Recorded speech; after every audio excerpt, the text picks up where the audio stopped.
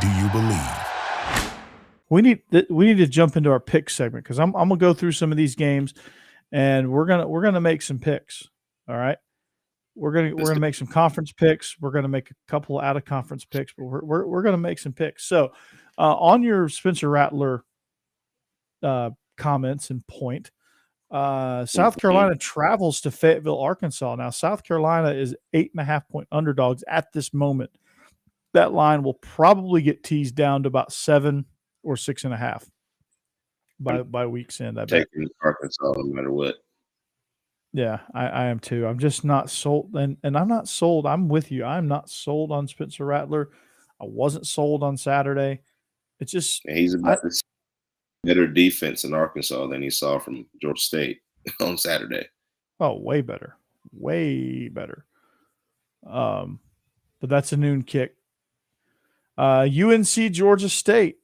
UNC. I picked this game for one reason. The over is set at 68. I don't care about the line. The over is set at the over under is set at 68. That's tough. Georgia State. I gotta go with UNC. I think they've been playing football.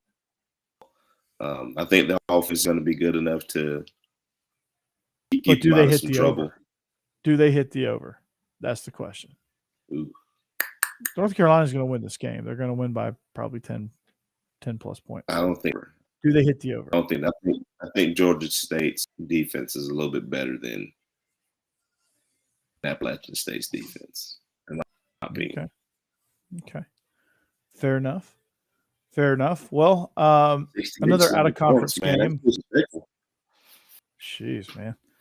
The battle of the ACT and the smart people schools.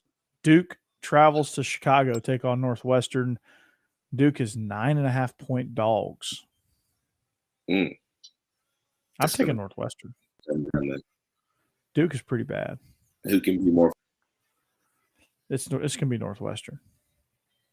Northwestern can run the ball. Yeah. I'm going to go with Duke.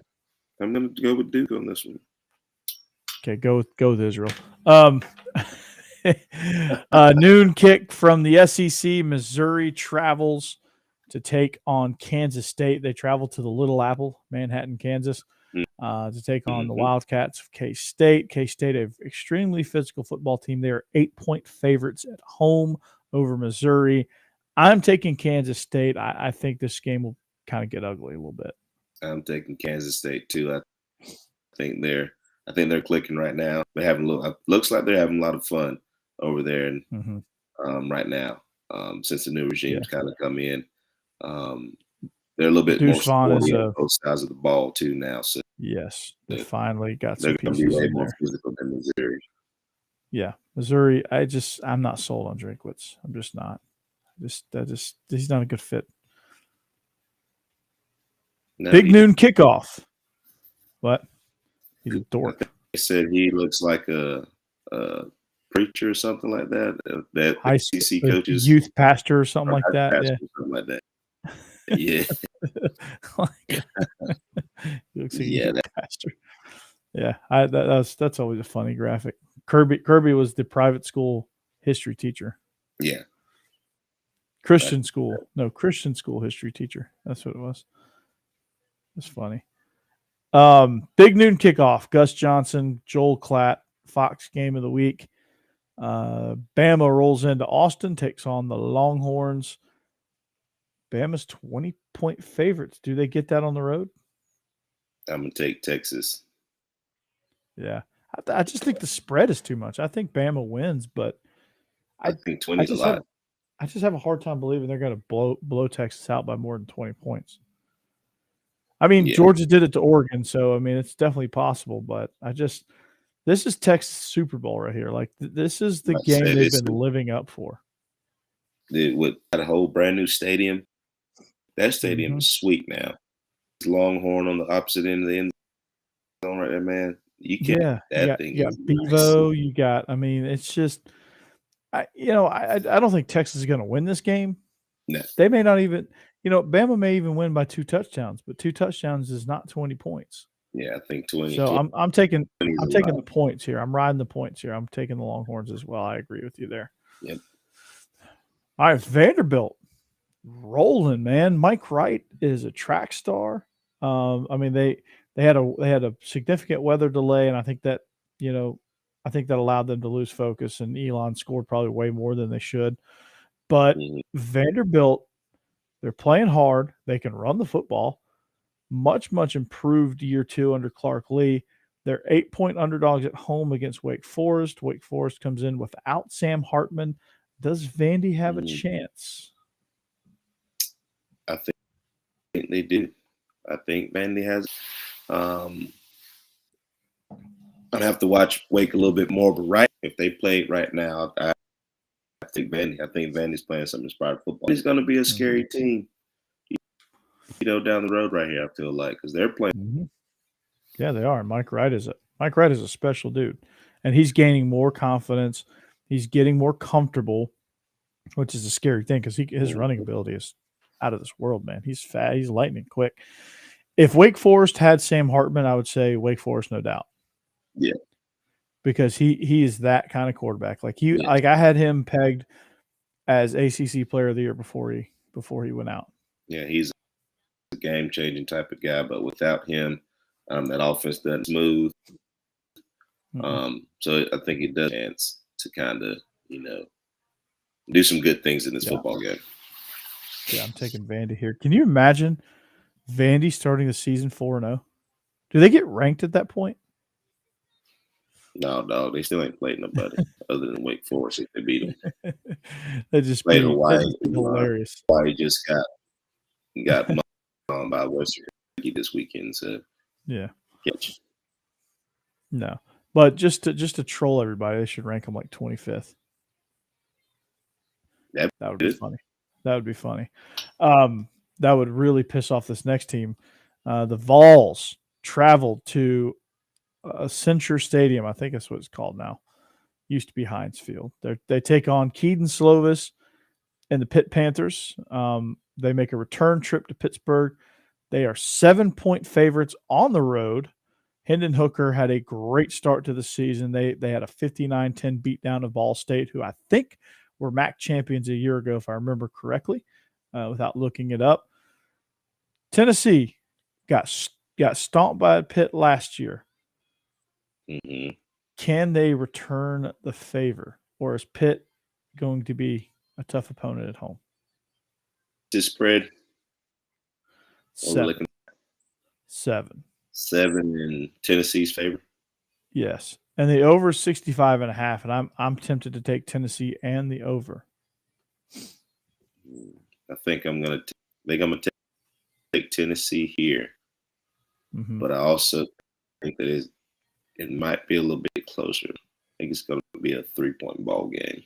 The fact of this tempo is all good if you get first houses. And Pittsburgh defense is pretty sporty. They're pretty good.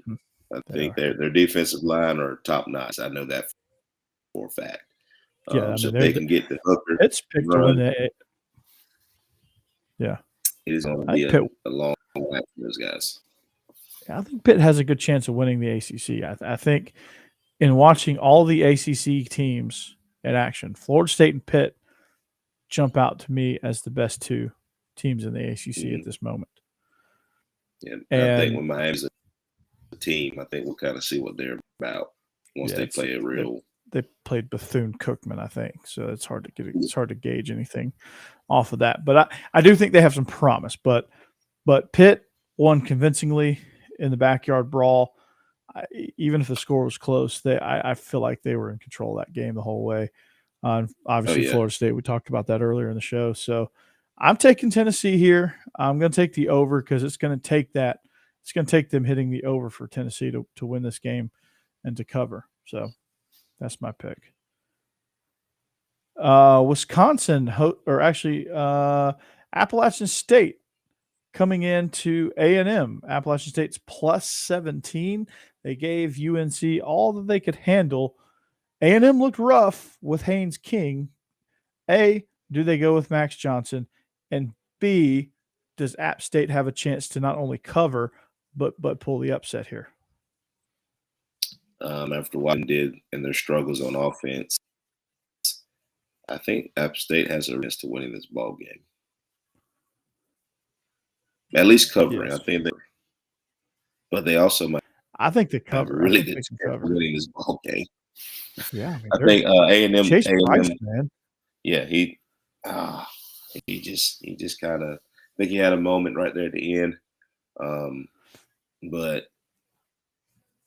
they just played North Carolina well and take this weekend. Defense not, but also they did. No, but they played Sam Houston State. And like that game shouldn't have been as much of a struggle as it was. Absolutely, especially with your defense playing. Mm-hmm. Which gives me hope for Appalachian State. Now, Appalachian State wins. I think Texas A&M wins, but I think Appalachian State covers. Yeah, 17 is a lot of points for someone who just hung 61 on a Power 5 opponent. I know. And then you look at Jefferson right now. That spread, that one was 24. Mm-hmm. Yeah, I took him for 22. I need him to tighten up right about now. Yeah, and it looks like they're kind of getting control of it now. Washington State at Wisconsin. It's an interesting matchup. Washington State plus 17. Wisconsin favored. Wisconsin looked a lot better. Graham Mertz is finally kind of looking like the quarterback that he was at the beginning of the season 2 seasons ago when they played Illinois and beat the dog crap out of them. Yeah, it looks like such a random matchup, at least. It is. That's why I thought it was interesting. But I think Wisconsin, the physicality of how their brand of football, and it's right. Yeah. So you know what's going to happen. You know what's going to happen in Wisconsin on campus that night. So I'm taking Wisconsin wholeheartedly right here. Oh yeah, I'm taking the Badgers for sure. They're going to cover that. Plus some. Braylon Allen had the longest touchdown run in school history with a 96-yard scamper against Illinois State. So here's one that I want to talk about this one because it's hilarious. Because Iowa is so awful, so bad on offense. They host the Cyclones. Iowa's 3.5-point favorites. The over-under set at 41. The I'm going to repeat that. Iowa State, right? Yeah. Iowa State's going to win that ball game. Iowa State's going to kill them. Iowa can't score. Iowa can't move the ball. Yeah. They can't. And when they do, they can't make the field goal. Like, they're bad. You haven't even sniffed the end zone yet. No. The only unit to sniff the end zone was the defense, and they did it twice last week. They got safeties. 2 defensive safeties. Like, not even a special team safety. 2 defensive safeties. Yeah, I'm taking Cyclones. Yeah, dog. That's for sure. All right, Kentucky, Florida. Florida's 4.5-point favorites in the Swamp. What do we like here? Swamp this year?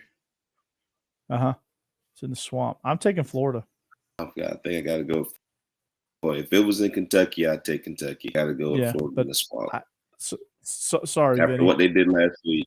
Yeah, I mean, the energy that they're going to play with. Anthony Richardson is that guy. Yeah. I'd have not gotten the set, so I need to look at that. But if I go right now, then I've got to go with Florida on this one. I'm with you there. And the last one we're going to pick, it is an SEC game, but it is the Pac-12 after dark. It is the 11th. It'll be an 11 p.m. kick for you, Israel. The Bulldogs, the Pirate himself, who's used to playing in this time slot, travel out to Tucson to take on the the Bearcats. Bearcats, right? Wildcats. Arizona. The Wildcats. Who's the other Bearcats? Cincinnati Bears. Why? So why does Arizona do bear down? Don't they? Aren't there? Isn't their slogan "Bear Down"? I don't know. I don't know. That's a I never really sidebar watched thing. them, so I don't really know. Yeah, they. Well, they haven't really given you much reason to. They are 10.5-point dogs at home against the Pirates in Mississippi State. I'm obviously I taking believe Mississippi that. State here. Yeah, I believe it too. Yeah, They're pretty bad. They showed a little bit of a pulse. Mississippi State physicality kind of down. Arizona State also hasn't shown any scares me to be worried about them. So yeah, well, I'm definitely taking the Bulldogs. Go Dogs.